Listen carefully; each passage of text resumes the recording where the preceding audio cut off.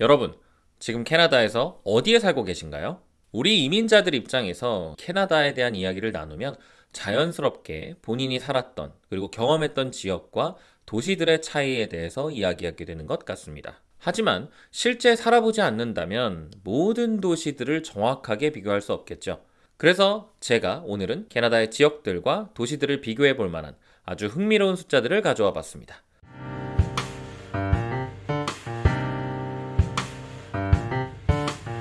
안녕하세요. 캐나다 위클리의 케빈입니다.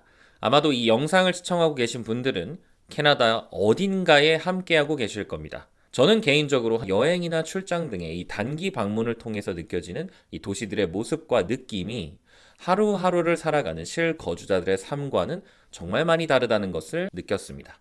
여러분들도 이런 궁금증 분명 가져보신 적 있으시죠? 자, 그러면 데이터를 통해서 이야기해 보겠습니다. 자, 과연 캐나다 사람들은 어디에 살고 있을까요? 우선 캐나다는 세계에서 두 번째로 큰 나라이고 총 10개의 프로빈스와 3개의 territories, 총 13개의 지역으로 구성되어 있습니다. 그리고 캐나다 정부가 인정하는 공식적인 도시, 시티는 무려 1137개가 있는데요. 지방자치단체와 지구의 개념까지 포함하면 대략 8000개의 행정지역들이 있습니다. 2024년도 기준 캐나다 전체 인구는 약 4,200만 명인데요. 그런데 이 인구가 상위 4개의 프로빈스에 몰려 있습니다. 자, 온타리오주는 38%의 인구인 1,600만 명이 살고 있고요. 퀘벡은 21%인 900만 명. 이 BC주 같은 경우는 13%의 560만 명이 거주하고 알버타는 11.66%인 490만 명이 살고 있습니다. 즉 캐나다 대부분의 인구는 동부와 서부에 이어지는 이 4개의 큰 주에 집중되어 있는 구조입니다. 자, 우리가 익숙한 한국과 비교하면 더욱더 직관적일 것 같은데요. 일단 온타리오는 1,600만 명의 인구이기 때문에 한국에서는 경기도 대략 1,400만 명의 인구보다 약간 많은 정도고요. 우리 퀘벡주 같은 경우는 900만 명의 인구를 갖고 있는데 서울의 940만 인구와 거의 비슷합니다. 또 BC주 같은 경우는 560만의 인구이기 때문에 부산의 330만과 대구의 240만 부를 합친 수준인데요. 아무래도 캐나다는 한반도의 대략 45배의 크기의 땅을 갖고 있기 때문에 아주 거대한 땅 속에서 비슷한 인구가 살고 있으니 인구 밀도 부분에서는 큰 차이가 있습니다. 자, 인구를 비교했으니 이번에는 한 국가의 지역의 영토 내에서 생산되는 모든 재화와 서비스의 시장 가치를 알 수 있는 국내 총생산, 우리 GDP를 한번 비교해 봤으면 좋겠습니다. 캐나다 전체 GDP는 약 3조 캐네디언 달러입니다. GDP를 비중으로 주별로 한번 나눠보면 온타리오는 38.5%, 퀘벡은 19.84%, 알버타는 15.25%, 그리고 BC주가 13.8%의 GDP를 감당하고 있는데요. 즉 상위 4개의 주가 캐나다 GDP의 약 87%를 차지하고 나머지 9개의 지역은 12.6% 정도만 담당한다는 의미입니다. 자, 이 비율을 보면서 어떤 느낌이 드시나요? 실제로 지역별 캐나다 인구 비율과 이 GDP의 비율이 매우 흡사한 걸 볼 수 있습니다. 조금 더 자세히 들여다보면 총 3가지 해석이 가능합니다. 첫 번째 포인트, 온타리오주와 퀘벡주는 인구와 경제 모두 굉장히 큰 비중을 차지하고 있다. 자, 온타리오주는 인구의 38%를 가지고 있는데 GDP 또한 38.5%를 감당하고 있기 때문에 인구의 규모 그대로 경제의 규모도 가장 크게 가지고 있습니다. 우리 캐나다 경제의 중심축이라고 할 수 있죠.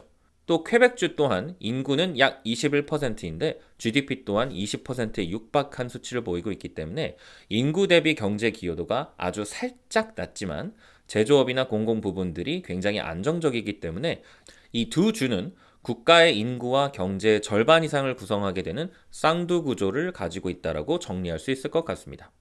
두 번째 포인트는 알버타는 인구 대비 GDP가 높다입니다. 알버타는 캐나다 전체 인구의 약 12%를 가지고 있는데요. GDP는 15.25%를 감당하고 있습니다. 인구 대비 생산성이 매우 높고 자원주도형 경제 구조를 가지고 있기 때문인데요. 한마디로 소수의 인구가 큰 경제 규모를 만들 수 있는 지역이라는 뜻입니다. 세 번째 포인트, BC주는 고성장, 고비용 구조입니다. BC주의 인구는 약 15%인데 GDP가 13.8%로 나왔다는 건 인구의 비중은 크지만 경제에 기여하는 이 기여도가 약간 낮음으로 나오는데요. 부동산과 서비스 중심의 경제 구조라서 알버타 또는 온타리오보다는 생산성이 좀 낮게 나타나는 전형적인 패턴을 보이고 있습니다. 간단하게 요약을 해보자면 사람은 많이 모이지만 산업 구조는 상대적으로 가볍다라는 뜻입니다. 자, 그렇다면 캐나다 국민 경제 구조를 이렇게 설명할 수 있을 겁니다. 온타리오는 규모 기반의 절대적인 중심축입니다. 뭐든 잘하는 우등생의 모습을 보이고 있고요. 퀘벡 같은 경우는 안정적인 기반으로 캐나다를 든든하게 맞춰주는 모습입니다. 전교 2등과 3등의 느낌인 거죠. 그리고 알버타 같은 경우는 생산성은 최상위권입니다. 하지만 국제 흐름에 따라서 변동성이 높은 자원 경제를 가지고 있습니다. BC주는 반대로 인구는 많지만 경제 구성은 비교적 서비스와 부동산 중심이라 생산성이 조금 부족해 보입니다. 우리에게 조금 가깝게 삶에 직접적인 영향을 끼치는 평균 생활비로 다시 한번 비교를 해보죠. Cost of Living Index를 한번 조사해 봤는데요. 참고로 이 인덱스에는 평균 소득 대비 의식주 비용, 의료 비용, 교통 비용 등등이 반영된 수치입니다. 자, BC주는 GDP나 평균 인컴은 상대적으로 낮은데 높은 부동산 가격과 주거 비용으로 인해서 이 인덱스 수치가 매우 높은 수준을 보이고 있는데요. 온타리오가 따라오고 있지만 사실 79와 71은 굉장히 큰 격차를 보이는 거죠. 자, 굉장히 재미있는 부분은 인구와 GDP가 높은 퀘벡이 오히려 커스트 오브 리빙 인덱스가 낮게 설정되어 있는 부분입니다. 언어의 제약이 없다면 참 살기 좋은 지역인 것 같습니다. 자, 여기서 잠깐 캐나다에 관련된 꿀팁을 드리도록 하겠습니다. 혹시 여러분들이 캐나다에는 어디에 가면 사람들이 많이 있을까 궁금하고 알고 싶다면 NHL의 하키팀의 연고지를 보면 됩니다. 자, 캐나다에는 총 7개의 NHL 하키팀이 있는데요. 밴쿠버 커넉스, 에드먼턴 오일러스, 캘거리 플레임스, 토론토 메이플 립스, 몬트리올 캐네디언스, 오타와 세너너스, and 위니펙 제츠가 있습니다. 자, 이 7개의 팀 중에 매니토바에 있는 위니페그 제츠만 빼고는 모두 온타리오, 퀘벡, 알버타, BC주에 속해 있는 대도시들을 연고지로 하고 있는 하키팀들이죠. 자, 오늘은 캐나다의 큰 행정지역인 프로빈스와 테리토리스를 인구와 GDP 통계를 바탕으로 생활비까지 비교하면서 살펴봤습니다. 자, 이 분석을 통해서 캐나다 사람들은 어디에 살고 있는가, 그리고 내가 사는 지역이 어떤 특성을 가지고 있는지 어느 정도 예상해 볼 수 있을 것 같습니다. 이민자로서 우리가 캐나다에서 삶의 터전을 고른다는 건 참 어렵습니다. 언어와 문화적인 차이, 지금까지 받아온 교육이나 내가 살면서 겪어온 경험의 차이도 크고요.